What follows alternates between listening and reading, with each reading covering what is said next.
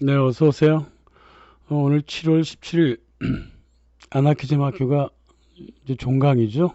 졸업식도 있고 그래요. 이제 3기가 이제 한 10월이나 11월 달에 다시 이제 모집이 될 건데, 그 몇 분들이 그 아쉬워하는 분들이 있어요. 그 등록을 못해서. 그래서 아나키즘 학교에서 나온 얘기들, 좀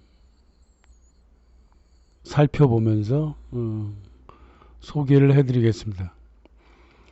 그 공산주의나 뭐 자유주의나 또 아나키스도 마찬가지로 뭐 이론이 있잖아요. 근데 이제 그 이론이 실제와 같았느냐, 뭐 전혀 다른 것도 있고요. 180도 다른 것도 있고, 뭐 비슷하게 간 것도 있고, 그 종합을 해야 돼요. 그 책만 읽고는 아무것도 안 되는 거니까 실제를 살펴봐야 되겠죠. 그래서 이렇게 실제와 이론을 종합해 보면 공산주의와 아나키즘의 공통점과 틀린 점이 있거든요. 근데 이제 틀린 점이라면 이제 공산주의는 역사적 필연성, 역사적 결정론을 주장한다는 거죠. 이제 그게 가장 큰 특징이고요.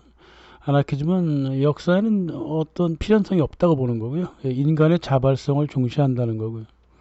공통점이 있다면 인간의 자발성을 중시하고 역사는 자체적으로 필연성을 갖고 있다고 생각하는 공산주의의 공통점이 뭐냐면 그래서 종교는 필요 없다는 겁니다. 종교는 인간이 만든 것이다라고 하는 그런 생각을 하고 있죠. 그 인간의 역사를 쭉 종교적인 성경에 비대해 보면요, 일측 맞는 것처럼 보여요. 막 갖다 끼워 넣거든요, 막. 근데 원래 뭐 성경이라고 하는 것도 이제 인간의 삶을 그냥 그 대비한 거야. 옛날에 조로아스터교 그 서적들 다 이렇게 모방해서 만든 거 아닙니까? 솔직히 이거 다 인간의 삶이거든요. 그래서 인간의 삶은 반복되기 때문에 계속 반복되는 것처럼 보인다고. 그러니까 뭐 러우 전쟁이라든가 무슨 뭐 중동 전쟁 같은 거 바라보면서 곡과 마곡의 전쟁, 무슨 뭐 또 이스라엘의 무슨 어떤 또 뭐더라 그 전쟁 이런 게 다 그렇게 자꾸 끼워 맞추려 그래요. 그러면 그렇게 보입니다. 그런 걸 거부한다는 거죠. 그런 억지스러운 그런 종교적인 강령 이런 거는 이제 거부하겠다는 거고. 근데 또 실제로 보면요, 공산주의나 아나키즘이나 다 종교를 또 인정을 합니다. 소련 사회에서 다 저기 종교에 다니고 그랬잖아요. 그리고 또 반자유주의, 반자유주의 그렇게 부르짖었지만 실질적으로 보면 개인의 어떤 자본 축적이라든가 개인의 어떤 그 음, 비사회적 행동 같은 것들을 또 눈을 또 감아주기도 하고 또 그랬단 말이에요. 그러니까 인간이기 때문에 어쩔 수 없는 거예요. 또 두 이념 모두 반국가주의적 국가주의를 부르짖었지만 현실적으로 공산주의는 철두철미하게 친국가주의적이었고 아나키즘 같은 경우는 이제 국가 자체를 거부해서 한 번도 그런 걸 뭐 운영해 본 적이 없어서 국가를 하나의 그냥 연방 조직 체제로 보는 또 그런 개념을 갖고 있어서 어, 공산주의 아나키즘은 이 실제에 다가서면 상당히 많은 변형을 보일 것이다. 그리고 보여왔다. 그렇게 보면 되고요. 공산주의는 역사적 결정론, 역사는 결정되어 있다고 보죠. 그래서 인간이 거기 끼어든다면 결정된 역사를 조금 앞당기거나 뭐 주저앉히거나 뭐 그렇게 하는 거다 그거죠. 또 아나키즘 같은 경우는 역사에 무슨 결정되어 있는 게 있냐, 헛소리 하지 마라. 역사라고 하는 거는 인간들이 그 주체적으로 끌고 가고 있다, 민중이 끌고 가고 있다, 이런 판단은 안 해요. 사람이 끌고 간다 그거예요. 그래서 어떤 때는 엘리트들이 끌고 갈 수도 있죠, 몰래 음모를 꾸미면서. 그래서 아나키스트들이 주로 이제 음모론 같은 것들을 많이 연구를 하죠. 음모론 그런 엉터리 같은 게 아니라 실제로 음모를 연구한다니까. 왜냐하면 역사라고 하는 거는 엘리트가 한데 모여서 끌고 갈 수도 있다고 믿기 때문에 엘리트들의 음모를 치고 들어갔던 게 아나키스트들이 그런 많았어요. 그러니까 20세기 초에 공산주의자들이 뭐 민중혁명 이런 헛소리하고 있을 때 아나키스트는 금융기업가들의 농간을 공부했다고요. 응? JP 모건이라든가 록펠러라든가 로스차일드라든가 이런 아이들이 어떻게 지금 금융세계를 주물럭주물럭거리면서 1차 세계대전을 준비하고 있었는가, 이제 이런 것들을 이제 아나키스트들이 주로 연구를 했다고. 그 역사적 결정론에 빠진 인간들은 그런 걸 몰라요. 전혀 모릅니다. 그냥 민중이 어떻게 우르르 가는 줄 알아요. 그게 다른 거죠. 그 역사관이 다르면요, 사람의 의식도 완전히 달라져요. 당연히 세계관도 다른데요. 공산주의는 이제 단일 세계를 지향하잖아요. 그러니까 체제가 하나여야 돼요. 체제가 하나. 그리고 공산당도 전 세계에서 공산당이 하나여야 되고, 그 세계화주의를 부르짖는 게 공산주의라고 말이에요. 글로벌리즘에 트로츠키스트들이 대다수 참여한 거 아시잖아요. 모택동주의자들 모두 참여했다고. 그러니까 세계화주의를 예전에 공산주의 했던 애들이 다 끌고 가고 있다고. 어빈 크리스털이며 뭐 포도레츠며 죄다 옛날에 트로츠키스트예요. 공산주의자들이라고. 지속적인 혁명을 통해서 단일 세계를 만들겠다는 거고, 그게 지금 뭐 서구에서 지금 거의 뭐 제동이 걸려버렸죠. 아나키즘은 그렇지 않죠. 뭐 체제가 다르더라도 다극 세계를 지향하기 때문에 상호 연방적 개념을 소중히 여깁니다. 하나의 단일 세계는 아니래요. 아나키즘도 인터내셔널을 외쳤지만은 그때는 이제 다른 종류의 인터내셔널이에요. 동상이몽했던 거죠, 공산주의들과. 협력적 체제로서의 인터내셔널리즘을 얘기했지, 공산주의처럼 단일 체제를 위한 인터내셔널을 얘기한 게 아니라고요. 이게 이제 은근히 1870년 후반 제2 인터내셔널까지 서로 갈등하다가 결국은 서로 대판 싸우고 헤어진 게 이런 이유입니다. 공산주의는 계급론을 펼치잖아요. 그러니까 집단형으로 인간을 바라봅니다. 너 어디 소속이야? 너 공산당원이야? 아니야? 그리고 역할형으로 사람을 바라봅니다. 너는 교수가 돼갖고 왜 그렇게 행동을 해? 너는 의사가 돼가지고 왜 그래? 이런 거예요. 그 사람 개인의 조건이라든가 감성, 정서, 이성은 판단하지 않죠. 근데 아나키즘은 거꾸로 개인주의를 굉장히 존중하기 때문에, 개인을 존중하기 때문에 집단적으로 개인을 보지 않고 역할로도 잘 안 보려 그래요. 그래서 개인의 창의성을 되게 소중히 여기죠. 그러니까 이제 한국 같은 경우도 저기 독립운동가들 중에 아나키스트들이 굉장히 많았는데, 그 이유 중에 하나가 뭐냐면 선비가 많았어요. 선비가. 솔직하게 얘기하자고요. 아나키스트는 대다수 선비였고요. 20세기 초 공산주의에서는 대다수가 노비라든가 평민이었잖아요. 그 이유가 여기에 있다고. 뭐 좀 불편한 얘기니까 이제 그 정도만 얘기하죠. 공산주의는 인간의 자유주의를 당연히 믿지 않죠. 무시해버립니다. 네가 무슨 의지가 있어? 네가 조건이 그렇기 때문에 네가 그렇게 행동하는 거지, 네가 네 자신의 어떤 의지로 무슨 행동을 해, 이렇게 생각하는 게 공산주의. 그러니까 사람을 좀 함부로 대하는 게 있죠. 공산주의들이 항상 그래요. 공산주의 교육을 받은 아이들은 항상 사람을 좀 무시하는 게 있어요. 아나키즘은 자유주의를 완전히 인정하죠. 네가 무슨 일을 했으면 네 자유의지가 발동한 거라고 보는 거예요. 그렇다고 뭐 조건이 또 뭐 무시되는 건 아니지만, 그래도 자유의지가 더 많이 작동했을 것이다, 이렇게 보는 거죠. 공산주의는 사회를 갈등적으로 바라요. 매일 싸우는 거로 바라보죠. 그래서 처단하고 처분하고 재교육하는 걸 되게 좋아합니다, 공산주의자들은. 근데 아나키스트는 그렇지 않죠. 사회 조화론을 보기 때문에 사회를 조화적으로 봐요. 남녀노소 모두 조화적으로 보고 동물과도 조화적으로 보니까. 이게 이제 공산주의가 모르간주의하고 또 뭡니까, 칼 마르크스가 우리 시대 최고의 책이라고 했던 그 종의 기원, 그 뭡니까? 찰스 다윈. 사회를 무조건 갈등적으로 바라보잖아요.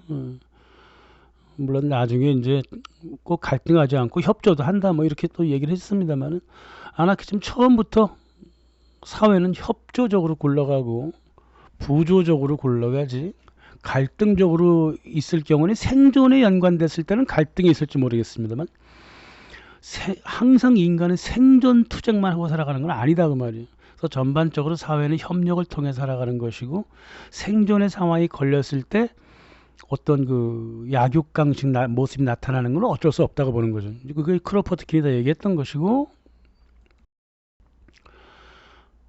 자연에 대해서는 이제 공산주의는 극복의 대상으로 보죠. 자연을 무조건 100%.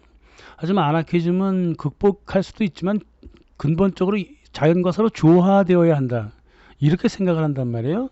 그러니까 아나키스트들이 바로 그 환경주의를 만든 거예요. 환경주의자는 상당수가 아나키스트잖아요. 근데 공산주의자 중에 환경주의자는 별로 없습니다. 그렇게 되어 있습니다. 그리고 또 노장 사상과 공산주의를 결부시켜서 공부한 사람은 거의 한 사람도 없어요. 하지만 뭐 한국의 아나키스트 상당한 분들이 많이 노장 사상과 아나키즘을 뭐 거의 같은 것으로 보는 사람들도 있고 그래요. 예, 또 중국도 그렇고 일본도 그렇고 아나키즘과 노장 사상, 그 동양 사상과 상당히 어울린다라고 보고 있고요. 그렇습니다. 그렇게 연구가 되고 있고 뭐 전 세계 다 똑같은 현상을 보여주고 있죠. 공산주의가 바라보는 여성은 신체 지적 서로 평등하다고 봅니다. 따라서 여성들도 중노동이 가능하다고 보고 그렇게 보는 거죠. 아나키즘도 뭐 공산주의랑 비슷하게 여성들을 어떤 평등적으로 바라봐요. 특히나 지적으로 평등하다 바라봅니다. 여자들이 수학을 못하고 지리를 못한다 뭐 그런 건 이제 그런 얘기는 잘 안 하죠. 그건 뭐 환경 문제 아니겠느냐 뭐 이런 식으로 판단하고요. 하지만 신체적으로 평등하다는 생각은 전무합니다. 그런 생각 절대 안 합니다. 신체적으로 다르기 때문에 역할도 나눌 수 있다 이렇게 보는 것이고 그렇습니다. 아나키즘. 근데 페미니즘은 뭐 아나키스트를 만들었잖아요. 아나키스트를 만들었고 아나키스트를 지지했고 아나키스트를 지금까지 끌고 가고 있잖아요. 고통이 많고 논란도 많고 논쟁도 많이 부딪히지만 또 페미니즘을 또 새로 개선할 수 있는 능력도 아나키스트들이 갖고 있다고 말이죠. LGBT는 공산주의는 거부해버렸습니다. 체포하고 고문하고 그랬어요. LGBT 무슨 이슬람 사회처럼 그랬습니다. 최근 들어서는 LGBT를 그냥 착한 척하면서 인정해준다. 착한 척, 순한 척하면서 LGBT를 인정을 해주려 그래요. 그러나 아나키즘은 무조건 인정해버립니다. 왜냐하면 LGBT라고 하는 거는 만들어진 게 아닌 이상, 만들어진 거는 이거는 뭐 말도 안 되는 소리죠. 태생적으로 그렇게 태어난 사람은 어쩔 수 없다는 거예요. 무조건 인정하고 딴지를 걸지 말라는 거예요. 태생적으로 신체적으로라든가 정서적으로 뭐 호르몬이 불균형하다든가 호르몬이 한쪽으로 많이 나와 있다든가 그건 어쩔 수 없는 거야. 그대로 인정해야 됩니다. 공산주의처럼 막 틀어 막고 막 아닌 척 고개 돌리는 척하면 겉으로는 좋아하는 척 뭐 인정해주는 척하면서 뒤로 막 차별하고 이런 짓 안 했다 그 말이죠. 그래서 LGBT들이 좀 아나키즘 조직에 많이 들어와 있어요. 저도 많이 봤습니다. 제 친구도 하나도 아주 친한 친구도 그렇고. 공산주의 결혼관은요 원래가 사실혼이었거든요. 근데 이제 국가를 운영하다 보니까 제도혼으로 많이 돌아섰고요. 아나키즘은 철두철미하게 사실혼입니다. 내가 너를 사랑하겠다고 사랑한다고 교회 목사라든가 신부님이라든가 국가 시청 앞에서 내가 너를 사랑한다고 얘기하는 게 쪽팔리다는 거야. 그게 아니야. 내가 꼭 그렇게 맹세를 내가 공공적으로 해야만 나의 사랑이 가치가 있는 거야? 난 그렇지 않아. 이렇게 보는 거죠. 내 자유의지로 너를 선택했고 나는 너를 평생 사랑하겠지만 사랑이 식으면 또 방법 없어. 그때도 나는 제도에 얽매이지 않겠다 그 말이죠. 그러니까 인간적 정서에 어떤 자존심을 부린다 그럴까? 그랬습니다. 그래서 아나키스트는 결혼을 굉장히 싫어하죠. 거부하고. 근데 한국 아나키스트는 또 거꾸로예요. 여자를 하나 선택했으면 죽을 때까지 가야 돼요. 그게 여자들은 또 이제 제도로 이제 묶어주길 바라니까, 삶을 보장시켜주길 바라니까 꼭 결혼을 해왔습니다. 그게 또 한국 안에 또 서방 사회랑 좀 다르죠. 이 개념 자체가 좀 다르잖아요. 그죠? 결혼이라고 하는 게.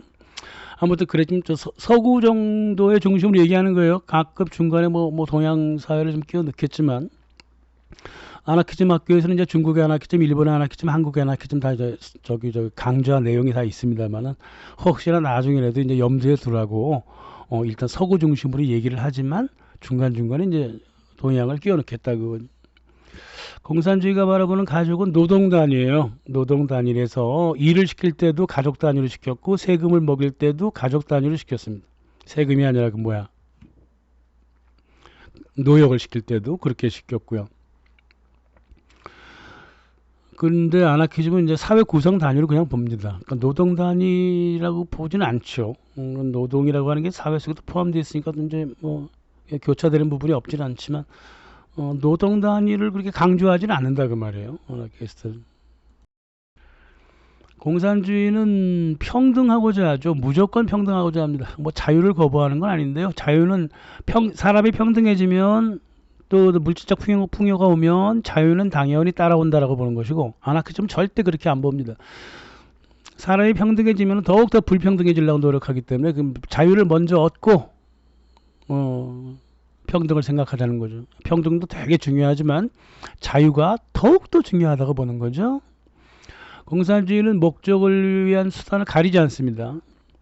이거는 뭐 제2 인터내셔널에서도 아주 토론이 많이 됐거든요. 공산주의자들은 더 큰 목적을 위해서 수단을 더럽게 사용해도 괜찮다고 얘기했었고 아나키스트는 절대 그러면 안 된다 그랬었고 간단한 예를 들면 그 총독이라든가 뭐 비밀 경찰서장을 처단을 해야 되겠어. 그럼 그냥 그 차를 타고 있거나 아니면 역에서 나오는 총리라든가 총독이라든가 폭탄을 던져버려요. 그러면 총리도 죽겠지만 총독도 죽고 뭐 경찰서장도 죽겠지만 주변 사람도 죽잖아요.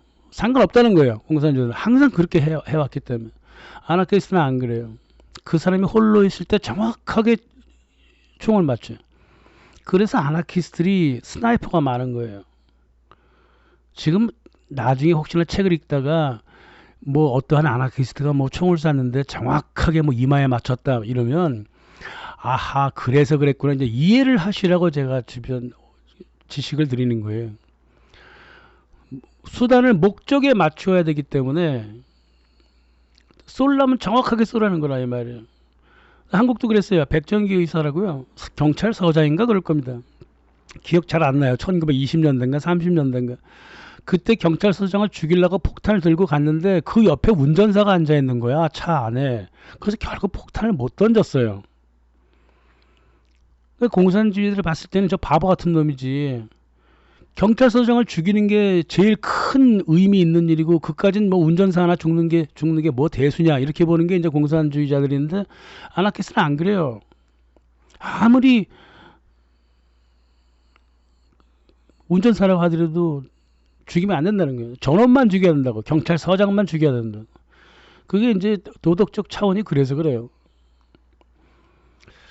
그리고 공산주의들은 이제 중추계층을 엘리트 노동자로 바라보죠. 자기네들은 아그 뭐 노동자를 대변한다. 근데 그 대의제가 원래 공산주의에 또 특별한 거잖아요. 엘리트가 노동자를 대변할 수 있다고 항상 생각해요. 그러니까 독재가 되는 거야 공산주의들은. 하지만 아나키즘은 안 그래요. 의견 수렴이 밑으로부터 올라오기 때문에 일반 노동자가 중추계층이 돼버려요. 인민들이 중추계층이 된다고. 그래서 위에 있는 엘리트들은 엘리트도 있겠죠. 행정부 하는 사람도 있겠죠. 계속 기다려야 돼요. 일반 노동자들이 의견을 수렴할 때까지 계속 기다려야 돼요. 그게 이제 나중에 이제 문제를 좀 일으켰어요. 전쟁 때. 전쟁 때는 일반 군인들한테 의견을 못 모으잖아. 근데 의견이 올라올 때까지 기다릴 정도로 그런 바보 같은 짓을 아나키스트를 했다고. 하지만은 뭐 세상이 항상 전쟁으로 흘러가는 건 아니잖아요. 그래서 그런 차이가 있고, 공산주의자들이 바라보는 노동계급은 체제의 기반이죠. 하지만 아나키스트들도 노동계급을 인정을 해줍니다만, 역할이 되게 중요하다 이렇게 봅니다만, 결국은 과도기 역할이고, 공산주의자들이 되게 싫어했던 룸펜플로레타라든가 뭐 소부르조아, 뭐 하물며 지주라 하더라도 다 역할이 있다고 봤던 거죠. 지주를 죽일 필요는 없습니다. 지주의 땅을 뺏으면 되는 거죠. 그러니까 이게 아나키스트와 공산주의의 차이는 이게 도덕률의 차이가 분명히 있어요. 제가 40년 아나키스트 활동을 해왔고 공산주의자들은 무수히 많이 만났지만 분명히 도덕성에 문제가 있어요. 공산주의자들이. 또 노동가치는 아담 스미스가 얘기했던 거대로 시간하고 수확량에 따라서 노동시간이 얼마만큼 투여됐느냐, 그래갖고 시급 주고 월급 주고, 그 개념이 이제 아담 스미스 개념인데, 공산주의도 보급표를 그 시간에 맞춰준다고, 또 수확량에 따라 가지고 이제 보너스를 주고 이렇게 돼 있다고요. 뭐 아나키스트들도 뭐 다른 방법이 없으니까 그 정도의 기준은 갖고 있으면, 무엇보다 제품의 질에 따라 갖고 노동 가치의 우열을 정하기도 합니다. 얼마만큼 장인성을 갖고 있느냐, 이제 이런 거. 잘 만들었느냐 못 만들었냐를 중시한다 그 말이에요. 근데 공산주의자는 그거 중시 안 한다니까. 잘 만들었냐 못 만들었냐가 아니라 그냥 많이 만들었냐, 그게 다라 그 말이에요. 그게 자본주의도 똑같았거든요. 그러니까 공산주의가 자본주의를 그대로 따라간 거지. 근데 아나키스트는 안 그랬어요. 제품의 질이 얼마나 뛰어나느냐에 따라 가지고 차등을 두려고 그랬죠. 공산주의의 자본가는 뭐 당연히 국가 소유가 되는 거죠. 자본주의가 그 개인 소유지만 공산주의는 국가가 소유해서 자본을 운영한다. 아나키스트는 자본은 사회가 소유합니다. 사회, 회사, 소사이어티, 어떤 종류의 소사이어티는 상관없습니다. 밑에서부터 만들어진 네트워크 조직들이 다 있을 거 아니에요. 기업도 있고 협동조합도 있고 학교도 있고 지역사회도 있고 지방자치제도 있고 다 있을 거 아니에요. 그쪽 사람들 다 자본을 각기 소유한다 그 말이에요. 필요할 때마다 서로 연관 짓는 거야. 이게 네트워크 사회예요. 이 아나키즘 사회가 원래가. 그래서 그렇습니다. 공산주의는 화폐를 축적하는 수단인 동시에 배분 수단으로 보죠. 그렇게 보는 거고, 아나키즘은 오로지 유통수단을 봅니다. 그래서 화폐에 이자 붙이거나 증권으로 변경시켜 가지고 뻥튀기 하거나 이런 짓은 철두철면 범죄라고 보는 거예요. 그래서 오로지 유통수단으로 사용함으로써 생산력을 더 올릴 수 있다. 이게 1932년 오스트리아하고 1935년 독일 히틀러, 그 시절에 아주 경제가 아주 굉장히 자라났는데, 바로 화폐에 이자를 안 붙이고 감가상각을 함으로써 화폐를 유통을 빨리 만들었어요. 그래서 생산이 굉장히 강해졌습니다. 물론 자원 문제가 따로 있어갖고 이제 국가가 어느 정도 통제를 했습니다만은, 화폐는 유통수단이다. 실비오 게젤의 그 화폐론, 감가상각론이라고 그러거든요. 왜 물건은 감가상각되는데 당근마켓에서 왜 파는데 왜 돈은 당근마켓에서 안 파냐는 거지. 돈도 시간이 흘러가면 10%씩 감가상각이 되어야만 사람들이 돈을 쓰게 되고, 거기에 이자를 붙일 수가 없게 되고, 증권을 변형을 못 시키고 오로지 생산하는 데 투자된다 그 말이에요. 그래서 존 마이너 케인스가 기가 찬 사고 방식이다 그랬잖아요.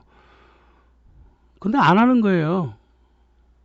그걸 자본 축적이 안 되잖아. 반자본주의가 돼버리잖아.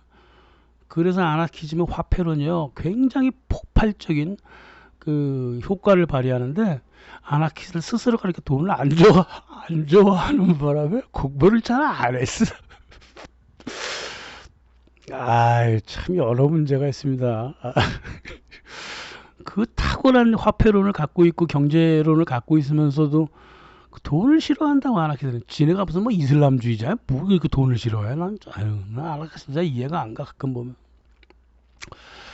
공산주의자는 인간 조직을 위로부터의 질서로 봅니다. 중앙집권 하향식으로 보는 거죠.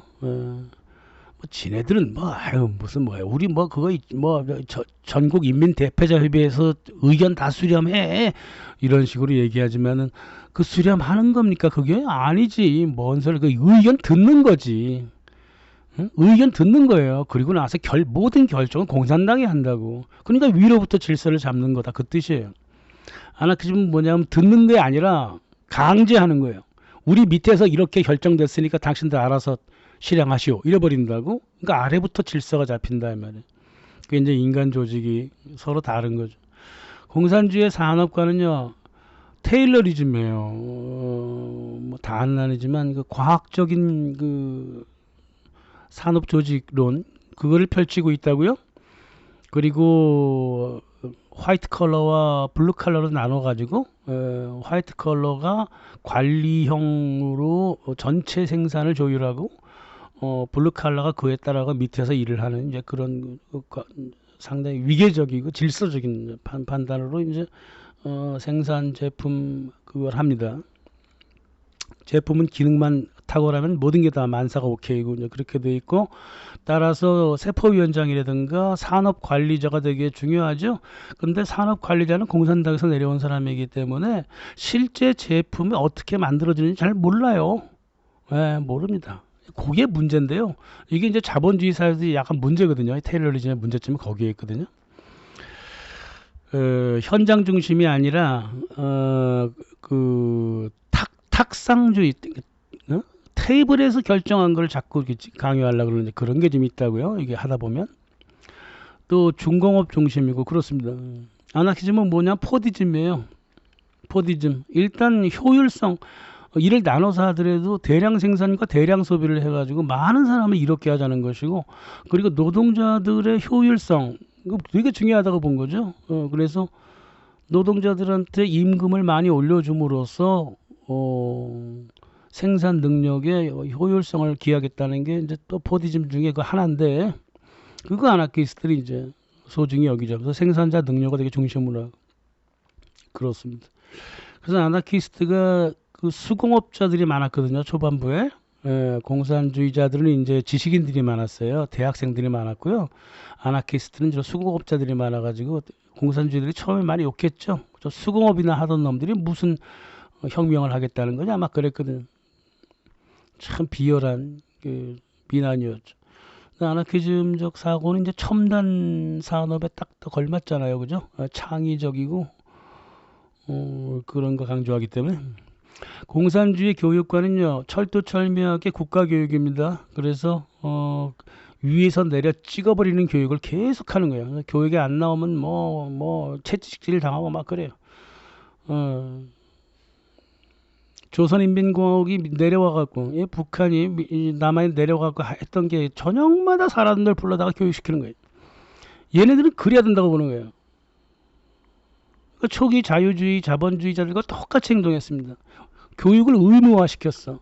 아나키스트는 안 그렇죠. 교육은 절대 의무가 될 수 없다는 거예요. 당신들 자발적으로 교육 텐트를 만들어서 자발적으로 경험한 바를 서로 간에 교육하라. 그랬다고. 그러니까 대다수의 대안교육 체제를 제시한 사람들이 아나키스트예요. 톨스토이라든가 페스탈로치도 어느 정도 아나키스트적인 게 있었고 몬테소리 뭐 70% 이상 아나키스트 아니에요. 몬테소리 또 뭡니까? 프란시스코 페레 당연히 프란시스코 페레는 이제 어디한테 영향을 끼쳤냐면 영국의 이제 서머힐 학교한테 영향을 끼쳐갖고 거기 선생님이 없잖아요. 거기는. 그러니까 권위주의적이고 의무 국가 그런 세뇌 교육을 안 한다고 아나키스트들이. 그래서 모든 대안교육 체제는 아나키스트들이 만들었다는 게 상당히 독특하죠, 그죠? 그러니까 나중에 무슨 책을 읽으시더라도 야 이거 그래서 그런 거구나 이렇게 판단하시면 됩니다.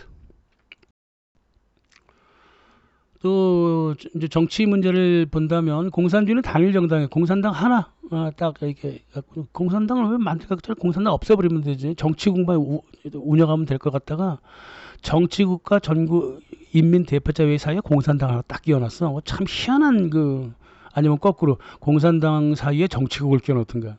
그러니까 공산당을 왜 만들었냐고 나 이해를 못해요. 나 지금도 그거 없어도 되거든요. 아마 권력 집중화를 위한 수단이겠죠. 그래서 단일 정당을 만든 거고. 아나키즘은 뭐 혁명 기에는 뭐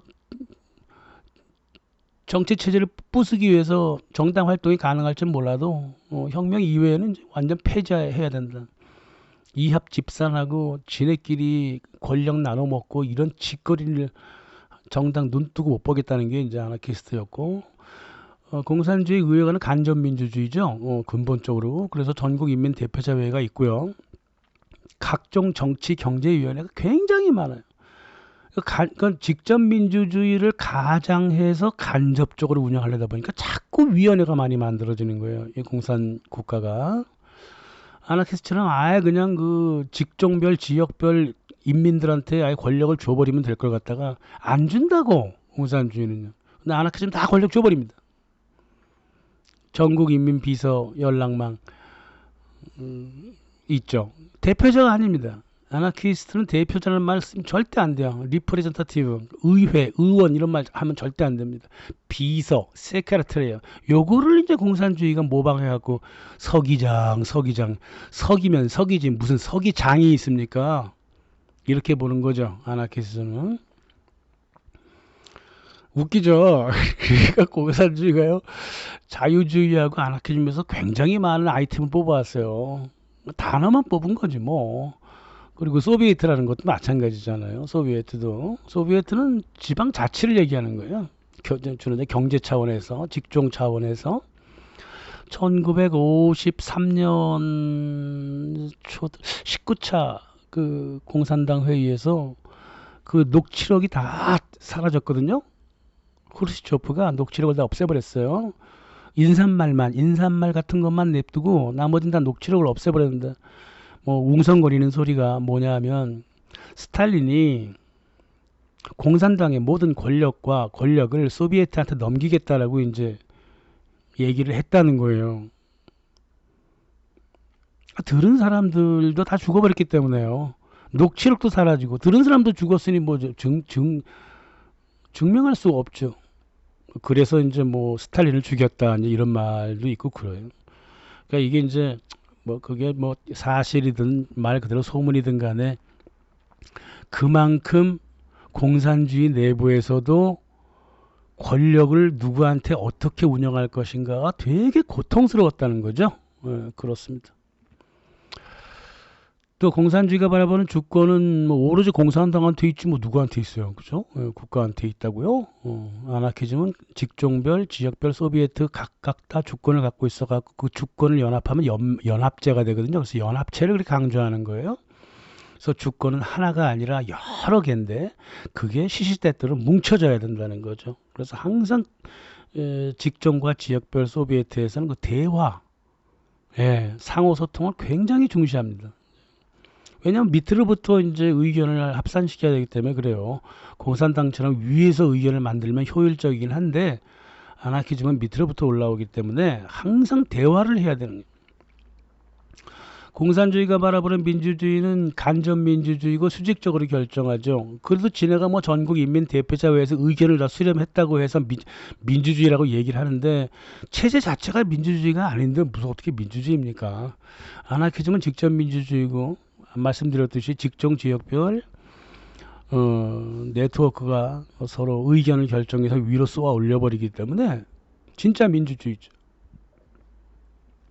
공산주의는 의사결정을 다수결로 합니다. 하지만 아나키즘은 전통적으로 만장일치제였거든요. 만약에 의견이 안 맞잖아, 그럼 탈퇴해버리고요. 이번 일은 우리 탈퇴한다. 그러니까 사안에 따라서 그런 거야. 사안에 따라서 탈퇴해버려요. 도움을 절대 안 줘요. 만약 예를 들어보세요. 서울 소비에트가 있고요. 인천 소비에트가 있어. 그러면 인천 소비에트는 하겠다고 했어. 이 사업을 하겠다고 했어. 근데 서울 소비에트는 반대했어. 탈퇴해버렸어. 다수결 안 하고 탈퇴해버렸어. 그럼 인천 혼자서 일을 해야 돼. 이런 비효율성이 상당히 많았기 때문에 아나키스트 조직도 다수결을 되게 많이 수용을 했던 편이에요.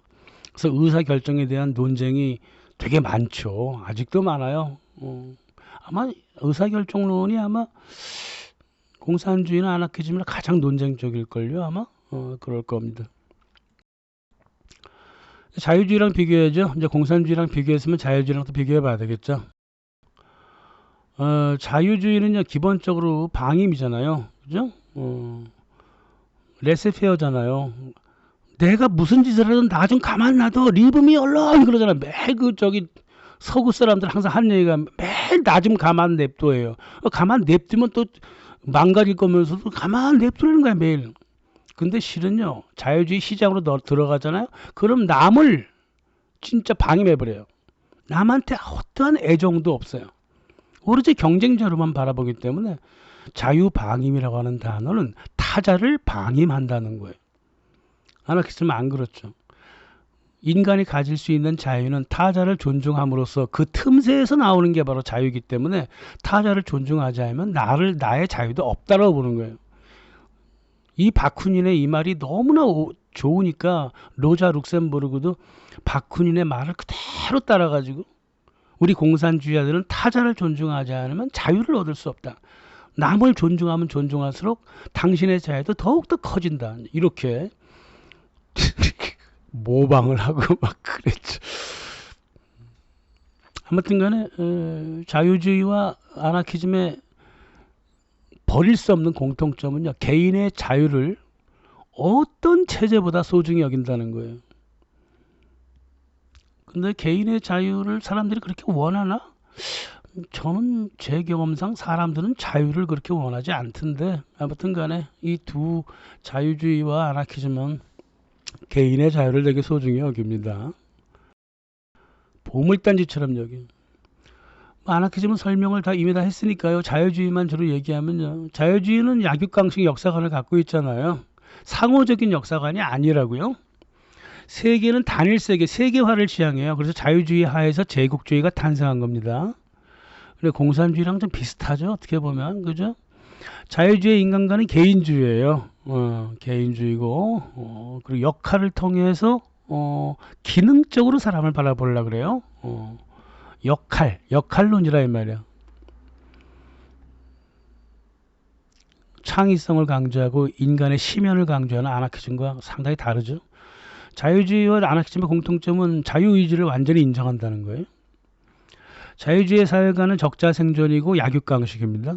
하지만 아나키즘의 세계관은 뭐 널리 알려져 있지만 약자와 함께 공존한다는 거죠. 동물의 세계도 마찬가지죠. 인간의 세계도 마찬가지고 숲에서 트랩에 걸려 있는 토끼를 본 여우가 늑대는 그거니까 여우가 사람한테 달려와서 막 애원한다고 자기 좀 따라오라고. 그럼 이제 사람이 이제 문을 열고 여우를 따라가요. 따라갔더니 토끼가 트랩에 걸려 있어. 트랩을 빼주라고 그러는 거라고. 그런 거랑 똑같이 어린아이가 말이에요. 차도로 들어가려 그러면 어른이 누구나 그냥 어머머머머 이러면서 딱 잡아요. 이게 인간이 본성적으로 약자와 공존한다는 거야. 자유주의는 그렇게 생각하지 않습니다. 인간이 본성이 약자를 보호하는 데 있는 게 아니라 자비로운 사람에 따라서 서로 간에 다르다 이렇게 보는 거예요. 그건 자비의 문제고 개인의 성격의 문제지 인간 본성이 그렇지는 않다 이거예요. 고민되십니까?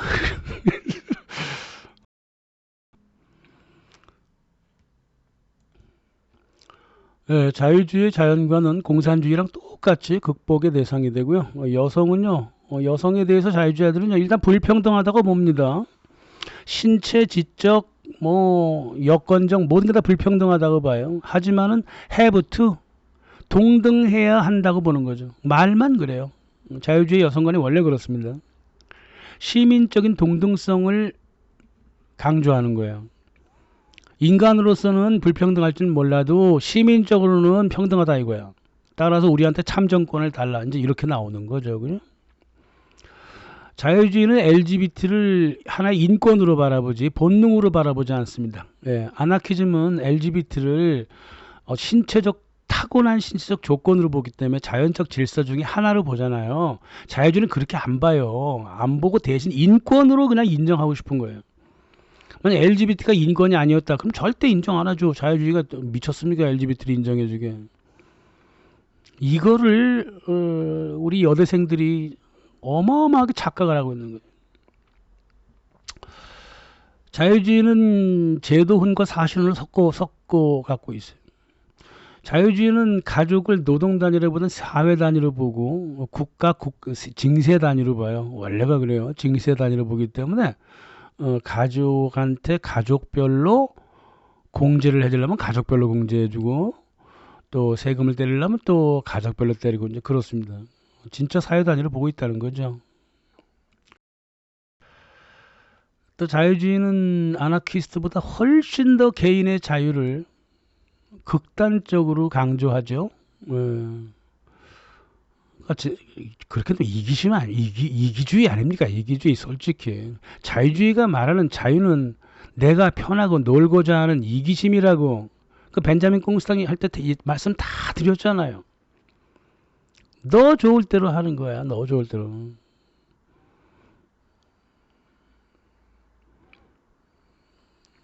윌리엄 모리스도 그랬어요. 내 편한 게 자유라 그랬어요.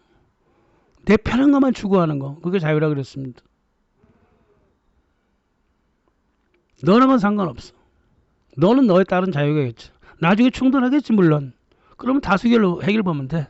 이게 자유주의의 살아가는 방식이에요. 자유주의는 아나키스트처럼 이제 목적에 수단을 맞추라 뭐 이런 개념 자체가 없어요. 난제예요. 우리도 그랬으면 좋겠는데 이러면서 거기에 대한 응답은 정확하지가 않아요. 항상 난제로 남아있고 자유주의의 중추계층은 당연히 자본가죠. 자유주의는 노동자들을 시장에서 살 수 있는 상품으로 봅니다. 그래서 이 자유주의와 자본주의의 출발점의 가장 중요한 특징은 인간의 노동을 시장에서 팔고 샀다는 거예요. 예, 그렇습니다. 시장에 갖다 놓는 거예요. 그래서 팔고 사는 거예요. 노예는 노동력이 아니었어요. 노예는 가족이었다고. 시장에서 팔고 샀다 하더라도 일단 샀다. 그럼 지 사람이야. 그래서 노예가 아기를 낳으면 그 아기까지 다 돌봐줘야 되는 게 주인이었다고. 하지만은 노동자 계급은 그게 아니란 말이에요. 언제라도 팔아서 갖다 버릴 수 있어요. 그래서 기계가 발명이 되면 노동 상품은 버리면 되는 겁니다. 그러지 않으면 자본주의라고 불리지도 않죠. 가장 중요한 특징이라고요. 쓰고 버릴 수 있는 거라고. 노예는 쓰고 못 버립니다. 계속 갖고 있어야 돼. 그래서 노예 해방을 했던 놈들이 더욱더 징글 맞은 놈들이라는 거예요. 책임을 안 진다고요. 내가 쓴 노동력에 대하여. 노동 가치는 여러 가지 중에 하나라고 봅니다. 요거는 뭐 설득력이 좀 되죠, 그죠? 상품에 들어간 거는 노동 시간도 들어가 있고, 또 얼마나 많이 만들었느냐, 그것도 뭐 들어가 있지. 하지만 시장이 얼마나 원하느냐, 수요와 공급의 원칙에 의해서 노동 가치가 결정이 되고, 또 어떤 아이디어를 만들었느냐, 자본가의 어떤 선택 이런 것도 여러 가치에 들어가야 되기 때문에. 노동 가치는 뭐 특별하게 중요하게 여길 필요가 없다라고 바라보는 게 자유주의죠. 자본가는 뭐 당연히 개인 소유죠. 뭐 자본을 개인이 소유하지 않으면 자유주의나 자본주의는 존재할 이유가 없었고 그랬죠. 자유주의에서 화폐는 축적수단이고 유통수단입니다. 무엇보다도 축적수단이었죠. 존 로크 말 그대로예요. 인간은 자기 노동으로 자연을 개척하고 극복해서 거기서 그걸 화폐로 바꿔갖고 축적하면 된다. 그 화폐를 또 유통시킴으로써 또 되돌아오는 또 확대된 자본을 다시 축적해. 그러면 이제 자본가가 된다는 거죠. 그게 자유주의의 그 화폐관이에요. 그러니까 자유주의 그러면 돈에 환장했다. 사람들이 그렇게 얘기하잖아요. 돈에 환장한 인간들이다. 그럴 수밖에 없잖아요. 자기 철학이 그런데 태생 철학이 그렇단 말이에요. 따라서 사람들이 이제 유대인을 최초의 자유주의자라고 얘기하는 이유가 여기에 있다고요. 이 사람들은 화폐만 갖고 있어야 돼. 부동산도 가질 권리가 없고 동산마저도 가질 권리가 없기 때문에 오로지 화폐만 추구했던 게 유대인들이거든요. 그래서 그 화폐를 축적해가지고 그걸 유통시켜갖고 뭐 투자를 한다는 게 아니라 그 돈을 다시 만들려고 그래요. 그래서 유대인들이 금융가를 꽉 잡았던 거예요. 절대 투자 안 해요. 저기 물건 만드는데 투자 안 한다고. 중국 같은 데 투자 안 해요. 물건을 하든 어디 증권으로 바꿔갖고 이렇게 저기 뻥튀기 해가지고 다시 화폐를 만들어야 한다니까. 그게 유대인들의 그 상술이라고 하는 것이고요. 은행이 하는 짓이고요. 그런 거예요. 거기에 이제 제동이 크게 걸릴 거라는 거예요. 이제 앞으로. 또 자유주의 인간조직은 공산주의랑 똑같아요. 위로부터 내리 찍어버립니다. 이게 이제 프리메이슨이 만들어 놓은 조직 질서를 그대로 따왔는데요. 그게 이제 자유주의가 먼저 선택했고 그 선택한 피라미드 조직이 이제 공산주의가 받아들입니다. 그렇게 돼 있죠. 아나키즘과 완전히 반대죠. 또 자유주의는 공산주의랑 똑같아요. 산업관이 테일러리즘이고요. 생산 제품을 기능을 소중히 하고요. 중공업에 매달리고 그렇단 말입니다. 또 자유주의 교육관도 공산주의랑 똑같아요. 중점적으로 국가가 교육시켜 의무 교육도 자유주의가 처음으로 만들었어요. 이거 국가가 다 검사해야 됩니다. 국가가 각각 교육기관에 사람을 내려보는데 그거를 이제 장학관이라고 그러잖아요. 장학관들을 내려보내가지고 철두철미하게 제대로 교육하고 있는지 세뇌 제대로 시키고 있는지 검토하는 게 장학관들인데요. 그게 자유주의가 만든 거고 공산주의가 따라온 거예요. 이렇게 보면 말이에요. 자유주의하고 공산주의가 훨씬 더 공통점이 많죠. 당연하죠. 자유주의는 정당주의잖아요. 다당주의라고요. 근데 거의가 이제 양당주의인데요. 그리고 의회는 당연히 대의제예요. 간접으로 뽑힌 사람이 모든 권력을 행사하도록 만들어놨습니다. 그러니까 주권도 대의적인 게 되는 거야. 간접으로 뽑힌 사람들이 권력을 행사해서 대통령이나 의회가 주권을 행사하게 만들어 놨습니다. 이거는 뭐 민주주의 시리즈에서 어마어마하게 비판을 했죠. 제가 또 자유주의가 바라보는 민주주의는 이제 간접적이고 수직결정이라는 게 이제 공산주의랑 똑같죠. 의사결정도 다수결이에요. 공산주의랑 똑같아요. 자유주의와 공산주의가요 너무나 공통점이 많아요. 아나키즘은 오히려 공통점이 거의 별로 없잖아요. 그죠? 아니나 다를까죠. 21세기 가면 갈수록 20세기 말부터 공산주의적 개념과 자유주의적 개념이 서로 합쳐지잖아요. 그래갖고 제가 이걸 뭐라고 불렀습니까? 자유파시즘이라고 불렀잖아요. 경제는요. 일단 경제적으로는요. 국가의 모든 행정과 기능, 대외, 외교가요. 기업이 시키는 대로 하는 기업화돼 버렸어요. 이거를 이제 파시즘이라고 얘기한다고? 무솔리니가 그랬잖아요. 무솔리니가 파시즘을 어떻게 정의했냐면 국가의 모든 기능을 기업의 요구사항에 맞추는 거라 그 말이야. 이거 노무현이 제일 잘했죠, 이거. 그렇죠? 그리고 사회적으로는 자유주의를 가만 냅둬요. 자유주의라고 하는 걸로 말해요. 국가의 통제가 없으면 불가능한데요. 요게 국가가 이제 기업이 가져가 버렸기 때문에 이게 방임주의가 돼버려 갖고 각자 도생으로 만들어 버렸어요. 정치적으로는 당연히 공산주의죠. 엘리트 독재를 하고 있잖아요. 누가 집권을 해도 똑같은 집권을 해버린다고 말이에요. 그래서 21세기가 되니까 알고 봤더니 자유주의가 바로 파시즘과 공산주의를 함께 어울리고 갖고 있더라 이거죠.